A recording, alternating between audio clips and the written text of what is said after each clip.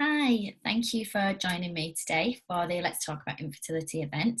Today, I wanted to talk to you a bit about workplaces because I know personally and from people in my support groups that taking time off work and working fertility treatment around work can be a major stress for people. So, I just wanted to talk to you today a bit about some advice for that. I've spoken to a few HR managers, HR directors of various industries, including the head of HR for Matalan and, as I say, different industries as well, just about their advice of what they would advise their employees, what their rights are, and just some advice to help you manage work around fertility treatments. So just to start off, there isn't actually any statutory requirement to give any paid time off, but it is perfectly reasonable to ask to come in late so that you can attend appointments. So it would be no different to any other medical appointment that you had. So if you had another medical issue, you would be within your right to take time off for those appointments. But it is a case of being reasonable and booking appointments as early as you can so that you're minimising the amount of time you're off. So work will be reasonable as long as you're being reasonable with them about it as well. It's also reasonable to expect to be able to take time off for your transfer and your egg collection. That is at your company's discretion. So it may be that you have to take days unpaid. It may be that they have a policy in place. It might be that you need to book holidays yourself to do that. But they shouldn't be able to restrict you taking that time off. Again, take a reasonable number of days off and keep your company as informed as possible about dates. It is difficult, I know, because transfer and egg collection dates can change depending on when your cycle is ready, how you're stimulating to your medication, things like that. So I know that you need to be flexible, so try and keep your company as informed as possible about that. They can't stop you from taking time off as holidays, and if they do that, then you may have a case for unfair treatment. So as long as you're being reasonable with them and showing that you're keeping them informed, then you should be able to expect to take those days off. As I say, it's no different to needing hospital appointments for other medical issues. And just as a reminder, because I know I have heard from some people that their company have refused time off, saying it's a lifestyle choice, it's not actually a medical condition. It has been classified, infertility, as a medical condition now. So the World Health Organization have classed it as a medical condition. So if you are finding that your employer is being unreasonable about that, you can point them to that and say it is a medical condition. No one would choose to have a child through IVF as a first choice, would they? So it is a medical condition, so should be treated as so in terms of the time you take off. But it is also important to remember that although IVF is important to you, your employer still needs to keep going and make money.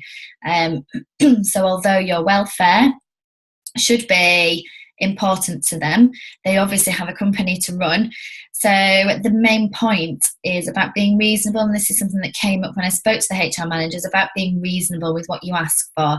If you do that, they're more likely to be fair in how they treat you. So if you go in saying, I'm going through IVF and I need to take 6 weeks off because I'm going through treatment, and you expect it to be paid for, then that is unreasonable. If you are saying I will go to appointments, but I'll book them as early as I can, I'll get in as soon as I can, they're more likely to be flexible and say, don't worry, you don't need to take it as unpaid, you can come in when you can, as long as you're being reasonable with them. And if you're needing excess time off around transfer and egg collection, then again, that's totally your choice. But you maybe need to speak to them about taking holidays for the additional days you want. So it's just understanding that as long as they're being reasonable and not saying things like it's a lifestyle choice, if they're being reasonable but saying you need to understand, we need to work together to make sure we still stay productive and keep the team going and the work going, be reasonable with one another. And also show that you're not taking advantage of that, so that comes within the being reasonable. As I say, concern for the employee's well-being should be important, but it's not always the same in all companies. You might find that family businesses may be more understanding and flexible, but larger companies may be more likely to have a policy in place. But it depends on the company, it depends on the managers, it depends on the team. So much is influenced by an individual who runs different departments. which is why communication is so key. The consistent message I found from the HR managers I spoke to was that they would prefer the employee to tell somebody in the company that they're going through treatment. If they do that, they are more able to support you going through it. If there isn't a clear or set policy in place, then maybe HR might be the best people to speak to, because they can talk through any policy that they do have, or any policies that might be related to it. They can also advise the options available to you, so whether that is you are allowed a certain amount of time off paid, whether you would need to make time back up, whether you are allowed to take time off unpaid. They can talk through all those options with you and work out how to best manage the treatment. HR can then liaise with you and your manager to manage a situation. Obviously, confidentiality is key, and they wouldn't be able to tell somebody without your permission to do so. So it might be that they will speak to your manager with you if you want to. Again, it depends on how your manager is, your relationship. You may feel that you're not comfortable speaking to your manager, in which case you would need to manage it more closely with HR. By telling your manager, it does make it easier to manage things like workload. They can work your work around any treatment that you have, any of the procedures you have. And also, if you're struggling emotionally, they can then help ease that workload. They can help with shifts, so they can manage shift patterns so that it works better around your treatment, any time off, and also managing colleagues. Because I know personally, I worked in an office with a lot of women, and it's very difficult to take time off without it being noticed, especially if you're late every day for various appointments, rumours start, people start asking questions, which can be quite difficult to then manage. So if your manager or HR knows, they can manage that for you.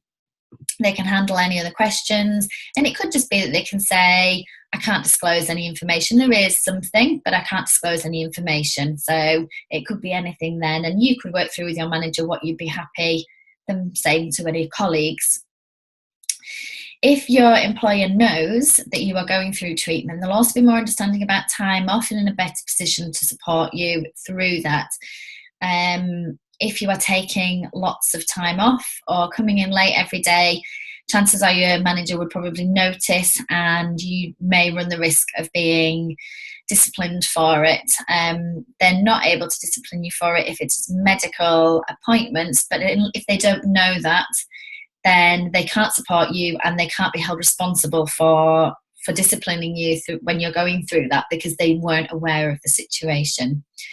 If your employer refuses time off for treatment for fertility treatments, you may be able to bring them to an employment tribunal because for an indirect sex discrimination, because it is a medical condition. If they have known about it and refused time off, then they could be liable for that.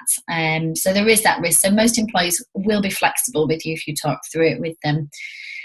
Some people may require additional time off to recover from the effects of medical procedures or medication. I know myself, I was ill after my egg collection. I'd taken time off as holidays from the company I worked for, but then needed time off sick as well. So your sick absence cover should cover you for any sickness related to fertility treatment, because it is the same as any other sickness or illness that you have.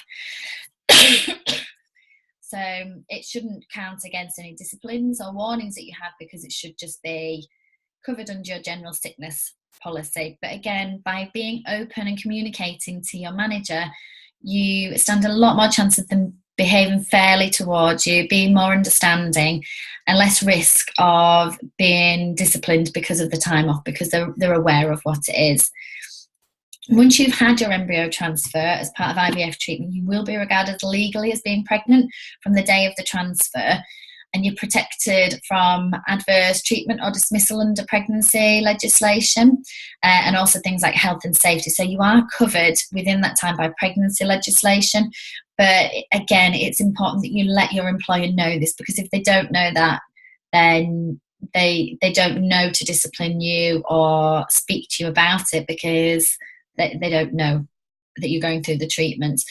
So the common theme across the HR managers I spoke to is that it's important to keep your employee informed whilst going through treatment, and then for any reasons that you are absent. It enables them to better manage workloads, better support you, better able to manage your colleagues, but just because you are telling them about it doesn't give them the right to ask intrusive questions, and you still have the right to say, I don't feel comfortable answering that question.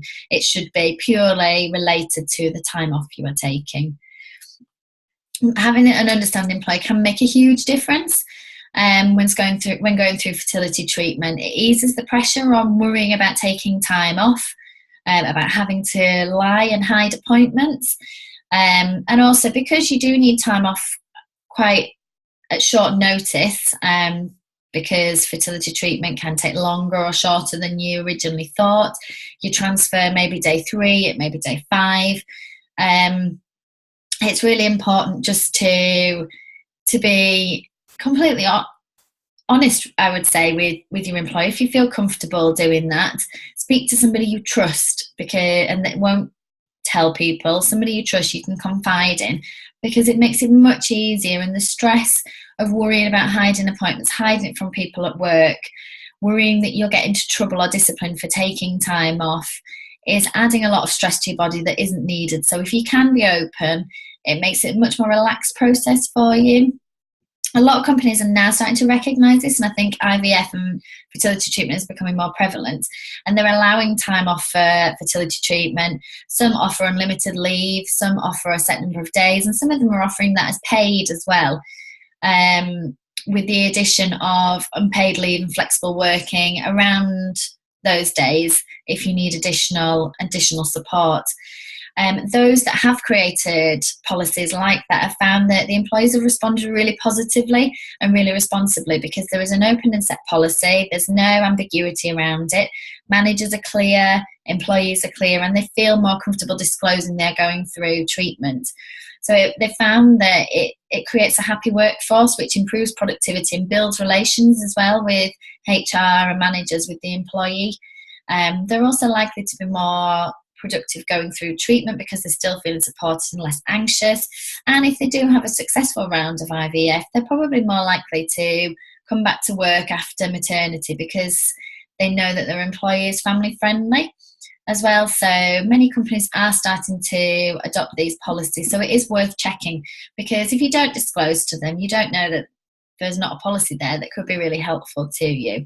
And when I spoke to the head of HR at Matalan, they have a clear and set policy for fertility treatment, which they found stopped uncertainty and led to more people disclosing to their managers that they're going through treatment, which has meant much less tension, which is always a good thing when you're going through fertility treatment. So really the key things are communication. Communicate to somebody in your company what you are going through, because then they're better able to support you through it. They can manage your time off more effectively, they can manage colleagues, and they can support you when you need it, and you don't have to hide appointments. And then also being reasonable. So be reasonable with the amount of time that you're expecting to take off, and they'll be reasonable with you. It's reasonable to expect that you have your scan times off, but if you can book times at the start or the end of the day, depending when the clinics are, but try and work it so that there's less disruption as possible. So you can show you're being reasonable with them, and they'll in turn be reasonable with you as well. So if you can try and communicate as much as possible, keep them informed, talk to somebody you trust, and keep it reasonable as well. If they have a policy in place, that makes it much easier for you. But if you're unsure, the Fertility Network have information on fertility treatment in workplace, on some of the legislation. Speak to anybody you know that may work in HR if you don't feel comfortable speaking to your own company, or post on the group, because there may be somebody who works in HR or who has done some research themselves already. And you can always message me as well if you're struggling with anything. But good luck, and speak to you soon.